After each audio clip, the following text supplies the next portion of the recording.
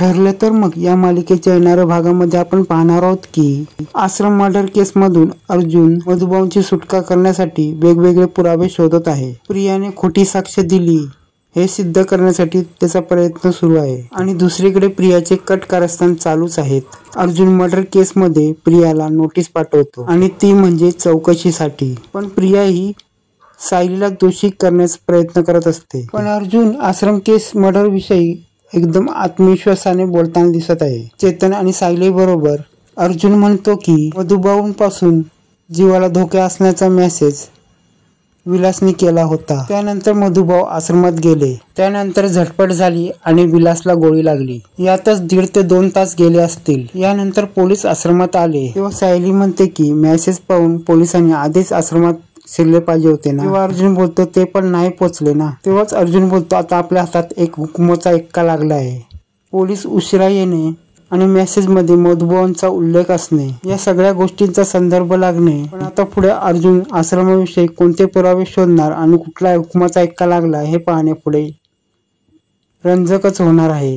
इथे कोर्टामध्ये दामिनी समोर अर्जुनने प्रियाला कठकड्यात उभं केलेलं असतं। प्रिया बोलते मी मधुभाऊंच्या डोक्यात फ्लॉवर पॉट मारले। तेव्हा अर्जुन बोलतो तेव्हा तिथे पोलिसांना कोणी बोलवलं आणि पोलीस केव्हा आले। तेव्हा प्रिया गडबडून जातो, तिला समजत नाही आता काय बोलायचं। पण तेव्हा प्रिया बोलते मी विलास केल्यानंतर मी पोलिसांना मेसेज केला होता की माझ्या जीवाला धोका आहे। इथे दामिनी वकील बोलते की ते मधुभाऊंनी आमच्या लोकांना त्रास दिला आणि दुप्पट तिप्पट पैसे मागायला लागले होते। तेव्हा इथे अर्जुन बोलतो ही ती काय घेतलं नाही ह्याची नाही तर खुनाची आहे ही केस। अर्जुन बोलतो मला त्या रात्रीचं सगळं डिटेल कोर्टात सबमिट करायचं, त्याबद्दल आपल्याला बोलायचं आहे। तेव्हा अर्जुन जजना बोलतो की त्या टायमाला विलासचा खून केव्हा झाला तो टायमिंग नोट करावा आणि मधुभाऊ त्या टायमाला कुठे होते हे लोकेशन चेक करावा। तेव्हा दामिनी वकील बोलते की मुळाच तो फोन दुसरीकडे ठेवला असेल तर कसं करणार। अर्जुन बोलतो नंतर मग तो फोन तिकडे आला कसा अर्ध्या तासाने, मग हे सत्य कसं उलगडलं। खरं बघायला विलासच्या मोबाईलवर जेव्हा मेसेज आला तेव्हा मधुकर पाटील तिथे नव्हते, मधुभाऊ तिथे आलेच नव्हते, मग मधुभाऊनी विलासचा खून कसा केला। अर्जुन बोलतो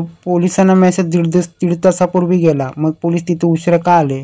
दामिनी वकील बोलते पोलिसांना खूप काम असतात, त्यांच्या हातात खूप केस असतात, मग त्यांना मेसेज बघायला खूप टाइम लागला असेल। अर्जुन बोलतो जजना की पोलीस तिथे केव्हा आले, म्हणजे तेव्हा मधुभाऊ पाटील यांनी त्यांना कॉल केला तेव्हाच पोलीस तिथे आले। तेव्हा अर्जुन बोलतो की जर मधुभाऊनी खून केला असता तर मधुभाऊनी पोलिसांना 1.5 तासानंतर कॉल केला असता का। दामिनी वकील गडबडते आणि बोलते मला ह्या केस बद्दल काय समजत नाही, मला आता वेळ पाहिजे। तेव्हा अर्जुन बोलतो प्रत्येक वेळा या मॅडम ना वेळच पाहिजे असते। तेव्हा अर्जुन प्रियाला त्या रात्रीबद्दल विचारतो, पण प्रियाला काय बोलायचं ते समजत नाही। तेव्हा अर्जुन बोलतो मग मधुकर पाटीलांनी फोन का केला पोलिसांना। तेव्हा प्रिया बोलते त्यांनी केला असेल त्यांच्या स्वतः बचावासाठी। प्रिया सांगते की त्यांना स्वतःला वाचवण्यासाठी त्यांनी केला असेल पोलिसांना फोन, कारण की त्यांना स्वतःला वाचवायचं असेल खून केल्यानंतर। अर्जुन सांगतो की प्रिया ही लपून बसली होती आणि त्या टायमाला मधुभाऊ आले आणि विलासाने त्यांची बातचीत झाली, पण त्या टायमाला दोघांमध्ये धक्काबुक्की झाली आणि त्याच टायमाला साक्षीने बंदूक काढली आणि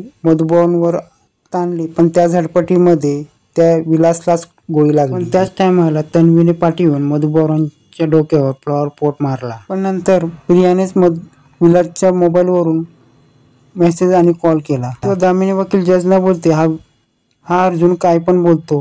तेव्हा अर्जुन त्याच्याकडचं स्टेटमेंट जजना दाखवतो। आता दामिनी वकील चांगलीच गडबडली असते आणि आता पुढे काय ती युक्तिवाद लावणार हे पुढे पाहणे रंजकच होणार आहे।